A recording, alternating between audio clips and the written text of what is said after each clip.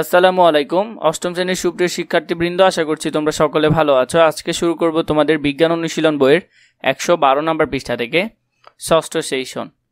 পরিকল্পনা অনুযায়ী দলের সবাই মিলে কাজে লেগে যাও। তোমাদের তৈরি বাদ্যযন্ত্র বাজানোর কাজ চাইলে এর একটি নামও দিতে পারো। দলে বসে বাদ্যযন্ত্রটি বাজানো হয়ে গেলে এটি কিভাবে কাজ করে, কিভাবে সুর অথবা শব্দের পরিবর্তন হয় তা আলোচনা করে নিচের খালি জায়গায় ছবি সহ বর্ণনা করে লেখো। প্রথমে দেখো, এই যন্ত্রটি কি ফু দিয়ে বাজাতে হয়?